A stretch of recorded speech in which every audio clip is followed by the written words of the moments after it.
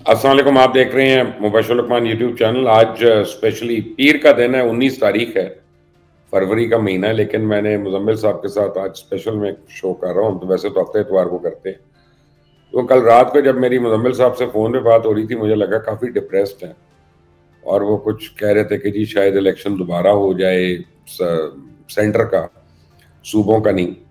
और फिर उसमें देखें जो भी होता है हो जाए, फिर देखी जाएगी 36 मील की हुकूमत। मुझे लगा जैसे वो बॉक्सर के रिंग में तौलिया फेंक दिया कि अब हमने लड़ाई नहीं करनी। तो मैंने आज मुजम्मिल सोरवर्दी को स्पेशल दावत दी। मैंने कहा थोड़ा सा हम इनको चेयर अप करें। कहा नहीं ठीक है, वो बेहतर हो जाएंगे। मुजम्मिल आप डिप्रेस क्या हुआ करें, आप हमें अच्छा नहीं लगता, आप हमें चेकते हुए अच्छे लगते हैं। नहीं, पर दोबारा इलेक्शन में क्या बुराई है? नहीं नहीं, वो ठीक है, लेकिन आपकी हार है वो, मैं आपको ये बता रहा हूँ। मेरी क्यों हार है जी? दोबारा इलेक्शन तो जमहूरियत की जीत है। हाँ, 100 अरब रुपया कौन लेके आएगा? कोई नहीं, जमहूरियत पे कई 100 अरब कुर्बान, आमरीत पर 1 रुपया नहीं कुर्बान। अच्छा तो लेकिन बात चलिए। यह है कि अगर अगर अगर 3 बड़ी इस वक्त मरकज में 4 सूबाई हुकूमतें बन गई हैं। अली अमीन गुंडापुर साहब ने, उनका नोटिफिकेशन नहीं भी हुआ, फिर भी बतौर वजीर आला आप समझे एक्ट करना शुरू कर दिया है। चीफ सेक्रेटरी ने उन्हें जाके मिल लिया है, आईजी ने मिल लिया है, और एक किस्म का वो बतौर चीफ मिनिस्टर एक्ट कर रही हैं इस वक्त। पंजाब में मरियम नवाज बतौर चीफ मिनिस्टर एक्ट कर रही हैं, चीफ सेक्रेटरी आईजी ने उन्हें मिल लिया है और सेक्रेटरीज उन्हें रिपोर्ट कर रहे हैं। सिंध में पीपल्स पार्टी जिसको भी कहेगी उसको एक्ट हो जाएगा। और बलूचिस्तान में भी पीपल्स पार्टी का वजीर आला आ रहा है और वहां भी चीजें क्लियर हैं। तो चारों सूबों की तो सूबाई हुकूमतें बड़ी मजबूत बनकर सामने आ रही हैं। रौला तो मरकज का रह गया ना कि वफाकी हुकूमत कोई लेने को तैयार ही नहीं है। लावारिस सा और कमजोर सा मरकज है जिस पर कोई हुकूमत नहीं करना चाहता और जान छुड़ाना चाहता है। कोई कहता है मैंने पाकिस्तान की हुकूमत नहीं करनी, मुझे पंजाब की दे दो, सिंध की दे दो, बलूचिस्तान की दे दो, केपी की दे दो, पाकिस्तान की ना दो। तो ये सूरत हाल कोई अच्छी तो नहीं है मुबशिर साहब कि nobody wants to govern Pakistan. मैंने तो कहा यार एमक्यूएम को बना दें यार, वो काफी काबिल है, वो कर भी लेंगे, आप लोग उनको सपोर्ट कर दें। ये यकीनन अगर पीपल्स पार्टी एमक्यूएम पे मान जाए तो उन्हें दे देनी चाहिए, मैं समझता हूँ। सवाल यही है कि पीपल्स पार्टी और एमक्यूएम की सुलह कौन कराएगा? पीपल्स पार्टी और एमक्यूएम का वो सुलह भी रहती है, और वो प्यार मोहब्बत का एक आप समझे आंसर है, जहाँ पे they love to hate each other. बस ये सारी political parties love to hate each other. हाँ, आप समझे, मुसीबत ये है कि the all political parties they all love to hate each other. अब अच्छा मुझे अब मुझे अंदाजा है कि पीपल्स पार्टी और नून लीग के दरमियान मुआहदा हो जाएगा, लेकिन मेरा मतलब है it's in a very bad taste जो कुछ हो गया है। इसके बाद इस मुआहदे की क्या वैल्यू है? आज हो रहा है ना, आज फाइनल मीटिंग हो रही है ना आप लोगों की। लेकिन कल जो कुछ हो गया है उसके बाद आज के मुआहदे की, ये तो मेरा मतलब है आप ये समझें कि मेहंदी पर सोनमुखे चल गए हैं तो अगले दिन आपके निकाह तो हो रहा है ना भाई। एक दिन पहले आप एक दूसरे को गालम गलोच कर देते हैं जलसों जुलूसों में, अगले दिन आप मिलकर हुकूमत बनाएंगे तो इसको कौन मानेगा? अच्छा पहले ये बताएं इलेक्शंस को कौन मान रहा है, क्योंकि कल तक तो हम कमिश्नर हो रहे थे। आज जो सुबह मैंने वीडियो देखी, आपको भी मैंने भेजी, कि जी मियां नवाज शरीफ के मुबैना तौर पे बैलेट पेपर्स छप रहे हैं, प्रिंटिंग प्रेस वाला पकड़ा गया, शायद उनकी गिरफ्तारियां भी हो रही हैं। ये क्या चक्कर चल रहा है? मेरा ख्याल है ये एक हमारे जर्नलिस्ट दोस्त ही हैं, न्यू यंग जर्नलिस्ट हैं, वो एक फॉल्स फ्लैग ऑपरेशन का शिकार हो गए। मेरे ख्याल में कमिश्नर पिंडी के बाद पीटीआई चाहती थी कि वो एक फॉलो अप ऑपरेशन करे और उस फॉलो अप ऑपरेशन में धांधली को मजीद एम्फसाइज किया जाए, तो उन्होंने मेरा ख्याल है ये फॉल्स फ्लैग ऑपरेशन अरेंज किया और उसमें हमारे दोस्त राय सर के खरल को इस्तेमाल कर लिया। देखिए मैंने वो वीडियो देखी है, बैलेट पेपर व्हाइट कलर का है, आपने भी मुझे भेजा। कौमी असेंबली का बैलेट पेपर ग्रीन कलर का है, फिर बैलेट पेपर के सिक्योरिटी फीचर्स हैं, फिर उसका डिजाइन फर्क है, फिर उसके साइड पे काउंटर फाइल्स होती हैं। तो मेरा मतलब है कि ये एक फॉल्स फ्लैग ऑपरेशन था जो ये इलेक्शंस को मजीद मलाइन करने के लिए मुझे लगता है पीटीआई ने कराया, और उन्होंने अपने हामी 2 जर्नलिस्टों को यूज करना चाहा इसमें। एक तो फॉल्स फ्लैग ऑपरेशन भी फेल हो गया और दूसरा बेचारे जर्नलिस्ट पे मुश्किल में आ गए। वो ऐसे ही जर्नलिस्ट नहीं है ये जिसका आप नाम ले रहे हैं, ये एक 2 नंबर आदमी है जो फवाद चौधरी पहले पेरोल पे था, अब पता नहीं किसके पेरोल पे है, और ये झूठी बातें करके सनसनी करने के लिए ये बड़ा मशहूर है। पहली बारी नहीं हो रहा इसका। आप लोग इसको जर्नलिस्ट कह रहे हैं, जिस तरह जो मुबैना तौर पे जर्नलिस्ट लोग बने होते हैं उनको आइडेंटिफाई भी करना चाहिए और उनको एक्सपोज भी करना चाहिए। इस तरह मुबैना तौर पे जो दीनी फतवे दे रहे होते हैं उन लोगों को भी एक्सपोज करना चाहिए, और जो लोग नॉन स्टेक होल्डर्स सियासतदानों के लिए फैसले दे रहे होते हैं उनको भी एक्सपोज करना चाहिए। हम में शो करता है जी, मैं क्यों कैसे कहूं जर्नलिस्ट नहीं है। आपका है ना, असल में हम, ये मसला है ना वो, लेकिन मुझे पता है ना कि वो कैसे पहुंचा वहां तक। आप पूछिएगा उसका, आप पीछे से देख ले, कमाल 1 दफा नहीं 2 दफा नहीं, कितनी बारी वो फॉल्स फ्लैग का शिकार हुआ है या वो शिकार करता है। बहरहाल this has given a bad name to journalism. This is no journalism. मैं ये कहने लगा तो जर्नलिज्म, वो कोई जर्नलिस्ट थोड़ी, मैं तो आपको कह रहा हूँ जर्नलिस्ट नहीं है, आप लोगों ने बनाया इसका, ये मतलब नहीं कि जर्नलिस्ट बन गया। अगर हम जो है वो आज कहता है कि जी मुजम्मिल सोहरावर्दी न्यूक्लियर साइंटिस्ट है तो मैं इनकार कर दूंगा, मैं नहीं मानूंगा हम की बात सिर्फ इसलिए कि हम पे चल रहा है। That's not enough. बहरहाल that was a false flag operation, और उसमें जिसको भी इस्तेमाल किया गया मेरे ख्याल में वो भी कानून की गिरफ्त में आ जाएगा, बच नहीं सकेगा आई थिंक, क्योंकि इस तरह आप रेडिक्यूल नहीं कर सकते इलेक्शन कमीशन को भी, आप इस तरह रेडिक्यूल नहीं कर सकते पाकिस्तान के इदारों को भी फॉल्स फ्लैग ऑपरेशन से। बहरहाल एक कानून मौजूद है और उसको हरकत में आना भी चाहिए। हमारे एक बड़े अजीज दोस्त है मुजम्मिल साहब, कई बारी वो अंदर की भी खबरें दे देते हैं, लेकिन अब मुझे नहीं पता कि हर खबर तो नहीं सही होती, हर एक की 1-2 चीज सही होती है, लेकिन वो मुझे कई दिन से कह रहे हैं कि जी जनरल सीसी फार्मूला जो है ना वो उसका इंतजार करें। ये क्यों लोग इस तरह की बातें फैला रहे हैं? मैं आपको एक बात बताऊं, जनरल सीसी फार्मूला हर आर्मी चीफ लगाना चाहता है। जनरल सीसी फार्मूला राहील शरीफ भी लगाना चाहते थे, general CC formula general Bajwa भी लगाना चाहते थे, general CC formula general Asim Munir भी लगाना चाहेंगे। जनरल सीसी फार्मूला की 2-3 बेसिक रिक्वायरमेंट्स हैं इंटरनेशनल। पहली बात तो यह है कि जिस दिन आप जनरल सीसी फार्मूला लगाएंगे अगले दिन नेशनल सिक्योरिटी काउंसिल की मीटिंग होगी, आपको एक वोट चाहिए वीटो करने के लिए 5 बड़ी ताकतों में से जो आप पर सैंक्शंस ना लगने दें। वो तो जब अगर कर देगा तो कल सीसी फार्मूला लग जाएगा, और अगर चाइना नहीं कर रहा तो नहीं लगेगा। अगर बाजवा साहब को आशीर्वाद होती तो वो ही लगा देते। प्रॉब्लम यह है कि सीसी चाइना तो कर देगा, वीटो कर देगा, लेकिन बाजवा साहब के लिए तो तैयार नहीं था वो। इंडिपेंडेंट मुल्क जो है जैसे अमेरिका है, यूरोप में है, वो आपके ऊपर ट्रेड सैंक्शंस लगा देंगे, उसका आप क्या करेंगे? फिर देखिए, एक तो यूएन सैंक्शंस नहीं लगनी चाहिए, सबसे पहली बात है। दूसरा यूरोपियन का जो थोड़ी ट्रेड सैंक्शंस की बात है। अदरवाइज पाकिस्तान के अंदर तो जनरल सीसी फार्मूला के लिए राह हमवार है, मतलब मुझे उसमें तो कोई रुकावट नहीं नजर आती। रुकावट तो इंटरनेशनल है। अब क्या इंटरनेशनल डिप्लोमेसी किसी जनरल सीसी फार्मूला के हक में है या नहीं है, ये मुझे जरूर आपको देखना पड़ेगा। और वही हर आर्मी चीफ की राह में बड़ी रुकावट है। कभी कोई लोकल पाकिस्तान के अंदर तो कोई मसला नहीं है किसी आर्मी चीफ को टेक ओवर करने के लिए, मसला बाहर से है। अच्छा, तो प्रॉब्लम है अब आपकी अभी तक की जितनी नशिस्तें हैं वो बेमायना साबित हो रही हैं नून लीग और पीपल्स पार्टी की। अच्छा, मुझे उन नशिस्तों के बेमायनी होने पर इतना दुख नहीं है जितना जलसे जुलूसों में एक दूसरे को गाली निकालने पर दुख है। अगर आप हुकूमत बनाने जा रहे हैं तो फिर जलसों में तो एहतराम कर लें इलेक्शन के बाद।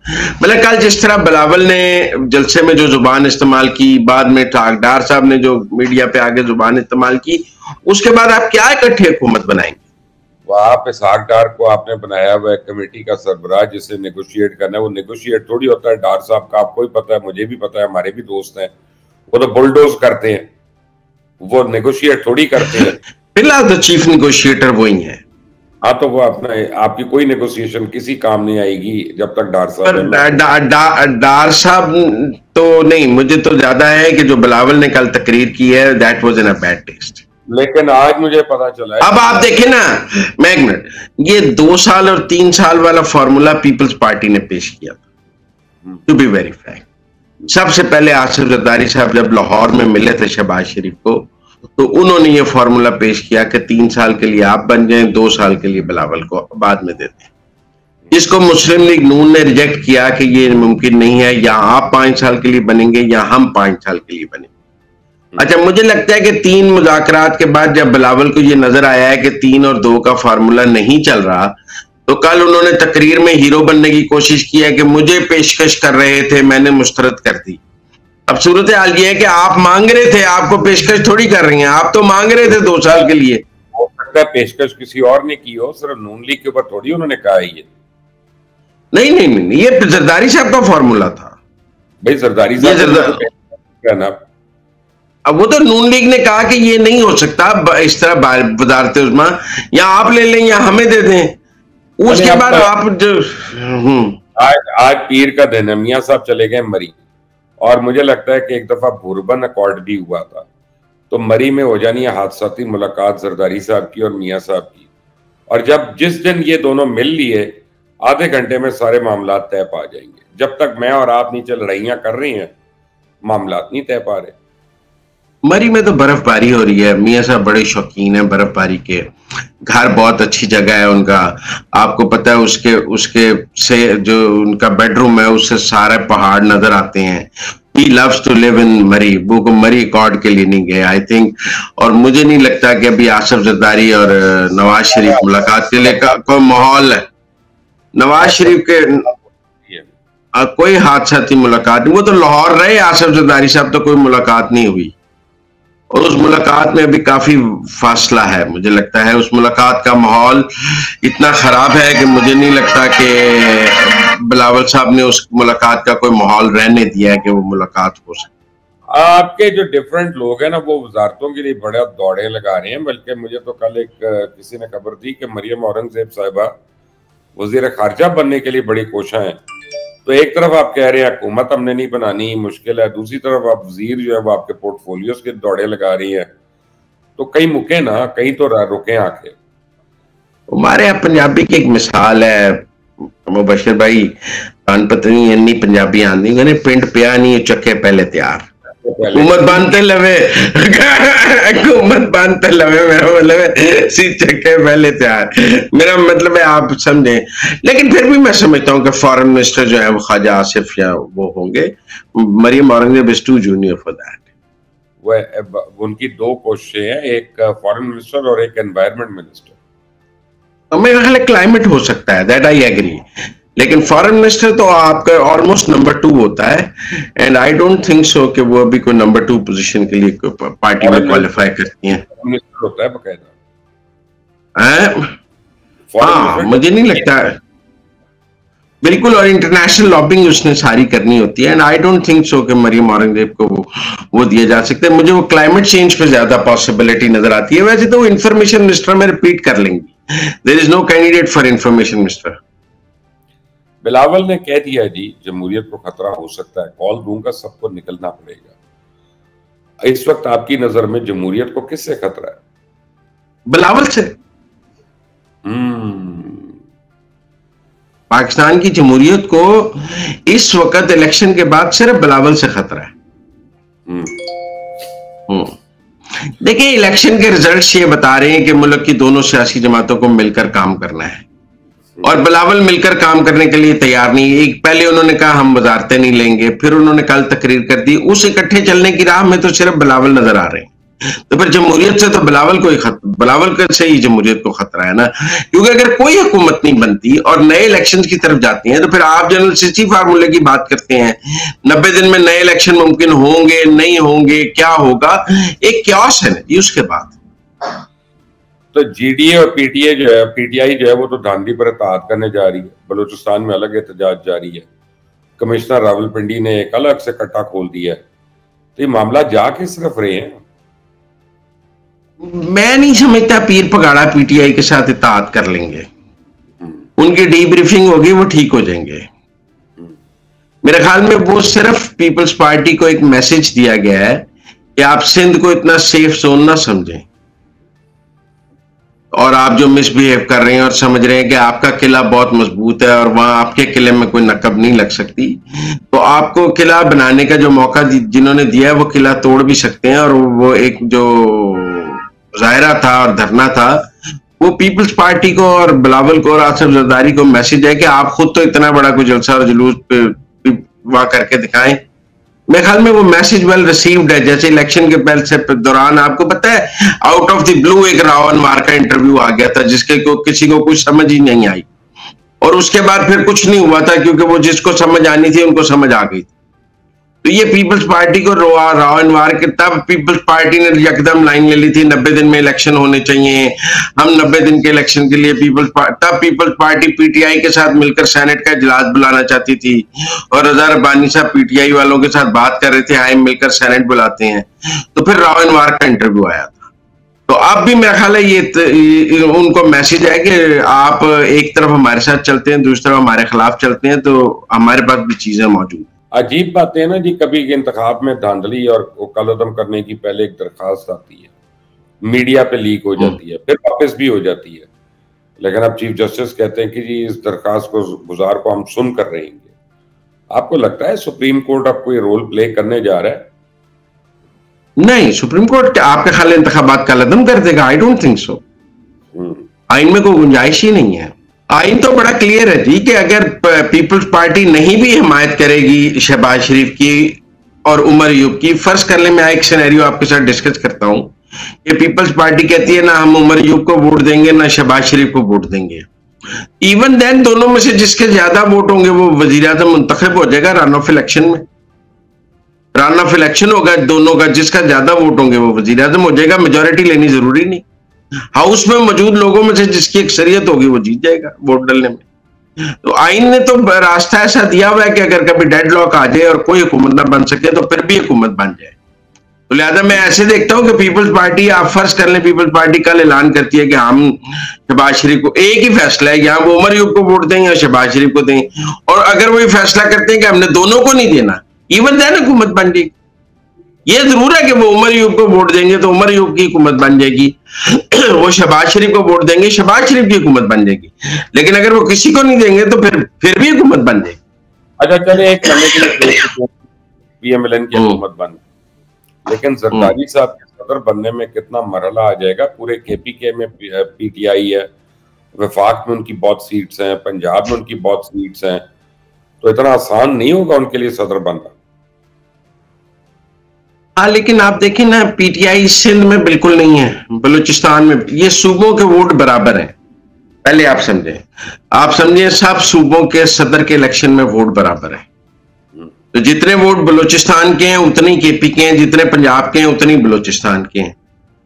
और उसके बाद मार्च में जो सेनेट के इलेक्शन होंगे उसमें भी पीटीआई कम हो जाएगी, जो 2 सूबों में पीटीआई की बिल्कुल नशिस्तें खत्म हो जाएंगी और एक सूबे से पंजाब से भी उनकी हेजमनी खत्म हो जाएगी। तो और आगे सेनेट के इंतखाबात में आप देखें क्या खरीदो फरोख्त की मंडी लगती है, ये आजाद लोग जो हैं कौन किसको वोट डाल देता है ये भी नहीं पता लगेगा। तो अगर नंबर ऑफ सेनेटर्स भी कम हुए और प्रेसिडेंट, तो पीटीआई का स्टेक कम हो जाएगा, आप समझे, प्रेसिडेंट के इलेक्शन में, मुझे लगता है। लेकिन फिर भी जरदारी साहब को नून की हिमायत और फजलुर रहमान की हिमायत और बाकी जमातों की हिमायत तो दरकार होगी। लेकिन मैं जाती तौर पे समझता हूं कि जैसे आज नारा लगा है कि माइनस नवाज शरीफ होगा, प्रेसिडेंशियल इलेक्शन के करीब नारा लग जाएगा माइनस जरदारी होगा। आप पीपल्स पार्टी से किसी को भी ले आए पर जरदारी नहीं होगा। जैसे आज आप कहते हैं कि नवाज शरीफ नहीं होगा, शहबाज शरीफ को रख लें, किसी और को रख लें, तब ये कहा जाएगा किसी और को ले आए जरदारी नहीं होगा। मरियम नवाज पे नारा लगेगा? क्यों, बिलावल पे लग रहा है? माइनस मरियम, माइनस बिलावल लग रहा है, माइनस मरियम भी लगेगा ना? माइनस बिलावल लगेगा तो माइनस मरियम लगेगा ना। यार बिलावल का मैं आपको एक बात बताऊं कि वो अपनी पार्टी में तो जरूर मकबूल है, मरियम बीबी का वो अपनी पार्टी मरियम देखिए, मुस्लिम लीग नून में नवाज शरीफ के बाद कोई क्राउड पुलर है तो वो मरियम नवाज है, जो अकेले जलसा कर सकती है, जिसके पीछे लोग हैं। क्राउड पुलर तो शाहरुख खान भी है, लेकिन वो पाकिस्तान में नहीं है। क्राउड पुलर होना काफी नहीं। सर, पॉलिटिकल क्राउड पुलर होना एक बात है, जो आदमी जो पॉलिटिकल क्राउड पुलर है ना, एक एंटरटेनमेंट का क्राउड पुलर है, सियासत का क्राउड पुलर। क्राउड पुलर वही है जिसके पीछे लोग हैं। तो अब मरियम नवाज की टीम में काफी लोगों को कहा जा रहा है और वो माजरत कर रहे हैं कि उन्होंने नहीं आना, मैंने सुना है। मसलन नहीं, मैं नाम नहीं लेता उन बेचारों का, तो कबाड़ा हो जाएगा, बिल्कुल ही कबाड़ा हो जाएगा जिसका मैंने नाम लिया। लेकिन ये कि काफी आपके जो है ना MNAs को ये कहा जा रहा है कि तुम सूबे में आओ। ये कैसे आ सकते हैं? जो MP जीता हुआ है वही आ सकता है ना। बात कर रहा हूँ, और कुछ ऐसे भी हैं जो नहीं जीते, उनको भी फरमाइश की जा रही है। राना सनाउल्लाह साहब की बात आ रही है कि उन्हें पंजाब में लाना चाहते हैं, सीनियर मिनिस्टर MPA लड़ाना चाहते हैं। मेरा ख्याल है राना सना साहब मान जाएंगे, ऐसी कौन सी बात है? नहीं, राना सना बेचारा तो मान ही जाएगा, लेकिन मतलब मरियम की टीम में कौन कौन मेन कौन होगा? टीम में मलक अहमद खान होगा, सरदार अवैस लगारी होगा, ख्वाजा सलमान रफीक होगा, ख्वाजा इमरान रजीर होगा, और उसके अलावा ये अगर राना सना साहब आ गए तो ये होंगे, और आप राना इकबाल होंगे, और स्पीकर तो शायद काफली ले रही है, डिप्टी स्पीकर शायद सुना है वो आ रहे हैं, ताहिर खलील सिंधु जो अकलियती सीट पे है। तो ये पुरानी जो पंजाब की शहबाज शरीफ की कैबिनेट है वो सारी मरियम की कैबिनेट हो जाएगी।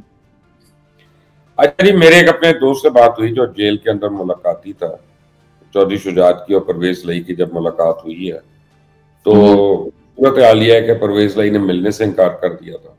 फिर मुलाकात हुई, बड़ा रोने धोने पे, तो उन्होंने वहां से चौधरी शाफे को खड़े खड़े निकाल दिया। उन्होंने कहा कि ये गलत आदमी है, इसके होते हुए मैं नहीं बैठूंगा। मेरे को 18 मिनट टोटल मुलाकात हुई है चौधरी शुजात से और वो फेल हो गई है। क्या ये भाइयों में इख्तलाफात कभी खत्म हो सकेंगे अब? जी, मैंने मोनस का ट्वीट पढ़ा था ना कि विकेट चोर, वोट चोर भांजे जो हैं जो वो मिलने गए हैं। देखिए, चौधरी शुजात साहब ने 2-3 बार कोशिश कर दी है ये सुलह करने की, और आई थिंक हर दफा उन्हें चौधरी परवेज लाई की तरफ से ही ना हुई है। और नाइस जेस्चर था परवेज शुजात का दोबारा जाना। अगर परवेज लाई और मोनस सुलह नहीं भी करते तो पीपल विल जज के कौन लड़ना चाहता था और कौन सुलह करना चाहता था। इतनी हैरानी की बात है कि चौधरी शुजात की अपनी बहन जो उनके सामने खड़ी है। सर, सियासत में तो बेटा बाप के सामने खड़ा हो जाता है, माँ बाप बेटे। नुसरत भुट्टो और बेनजीर भुट्टो नहीं एक दूसरे के सामने खड़ी थी, इट हैपेंस। नुसरत भुट्टो मुर्जा भुट्टो के साथ खड़ी थी और बेनजीर भुट्टो अलग खड़ी थी। तो पॉलिटिक्स में तो ये क्वाइट कॉमन है। इसमें हम क्या कह सकते हैं। कमिंग टू इकोनॉमी, असल मसला इकोनॉमी है। इंशाल्लाह मैं समझता हूँ 3 तारीख को शहबाज शरीफ साहब जो है वो हलफ ले लेंगे वजीर आजम का, मुझे कोई इसमें शक नहीं है। लेकिन क्या इकोनॉमी हम कंट्रोल कर लेंगे? जो हमारे मसाइल हैं, जो हमें चैलेंजेस हैं। देखिए, Pakistan needs a strong government to overcome this economic crisis. आपने प्राइवेटाइजेशन करनी है और वो वही हुकूमत कर सकती है जो मजबूत गवर्नमेंट है। आपने अगर फॉरेन इन्वेस्टमेंट लानी है वो ये गवर्नमेंट कर सकती है जिसके बारे में उन्हें पता हो ये 5 साल रहेगी। अगर वो जी 10 महीने रहेगी, 12 महीने रहेगी तो कुछ भी नहीं होगा। मेरे ख्याल में एक तो हुकूमत बनना है और दूसरा उस हुकूमत के बारे में ये यकीन दिलाना कि ये 5 साल नहीं जा रही, इस पर काम करने की जरूरत है। जो भी एग्रीमेंट बिटवीन पॉलिटिकल पार्टीज होना है वो 5 साल के लिए होना चाहिए। उसके अंदर टर्म लिखी होनी चाहिए कि ये 5 साल के लिए, ताकि डाउट्स क्लियर हो सके कि ये आधे घंटे, ये 10 महीने की है, 12 महीने की है। Pakistan needs a stable government. लिहाजा अगर दोनों पार्टियां आपस में कोई मुआहदा करने भी जा रही हैं तो उस पर लिखें कि ये 5 साल के लिए है और बाउंड करें एक दूसरे को कि कोई नो कॉन्फिडेंस नहीं होगा, कुछ नहीं होगा और 5 साल गवर्नमेंट चलेगी। अच्छा, ऐसा भी है, मैंने देखा है कुछ अब ओवरसीज लोगों को, पाकिस्तानियों को बड़ा प्रॉब्लम हो रही है जो पाकिस्तान आते नहीं है, उनके पास नाइक ऑप्स हैं और उनके जो मुतल्लिका घरों के एड्रेसेस हैं यहाँ पे उनको नोटिस आना शुरू हो गए कि जी नादरा ने आपका नाइक ऑप कैंसिल कर दिया है और फला फला फला। तो ये अब काफी सीरियस इश्यूज हो रहे हैं। ये किस बेस पे इन लोगों को नोटिस आ रही है? आई डोंट नो, लेकिन कुछ तो मेरा ख्याल है सोशल मीडिया के जो उनकी पोस्ट हैं उनकी वजह से आ रहे हैं, क्योंकि उस पर ऐलान किया गया था कि इनके नाइकॉब खत्म किए जाएंगे, और जो लोग, कुछ लोग वहां बैठकर जो पाकिस्तान के खिलाफ या फौज के खिलाफ या इस तरह अपने डिजिटल मीडिया पे कोई यूज कर रहे हैं, उस पर पाकिस्तान गवर्नमेंट ने एक पॉलिसी स्टेटमेंट दिया था कि हम ऐसे लोगों के नाइकॉब कैंसिल कर देंगे। तो मेरे ख्याल में वो नाइकॉब कैंसिल हो रहे होंगे और उनके ऊपर यहाँ पे कार्रवाई शुरू की गई होगी। कहा गया था कि उनकी यहाँ पर जायदादें जब्त कर ली जाएंगी, वो कन्फिस्केट करने का अमल शुरू कर दिया गया होगा। और इसके अलावा क्या हो सकता है? चलें पता करते हैं। मुजम्मिल साहब, आपका बहुत शुक्रिया, आपने पीर के दिन भी हमें टाइम दिया है। नहीं, माय प्लेयर, आपने कहा आई फील ऑनर्ड when आप कहते, हमारी डिप्रेशन दूर हो, मुश्तरका डिप्रेशन जो है। और सर्टेनली जी, मैं तो ना आपको हुकूमत, ना मुबश्शिर लुकमान को कोई हुकूमत मिलनी है, ना मुझे कोई हुकूमत मिलनी है, लेकिन we both care about Pakistan. That's true. और मैं इसीलिए कह रहा हूं, मैं तीसरी बारी सजेशन दे रहा हूं, दूसरी बारी आपको, कि यार अगर आप लोग नहीं बन सकते तो आप एमक्यूएम को बंदा वजीर आजम बना दें और सारे उसको हाथ मजबूत करें, मुल्क को तो चलाएं, आगे तो लेके चलें। यस, अगर मिडिल क्लास से को बनता है तो उसमें बड़ी प्रॉब्लम है लोगों को।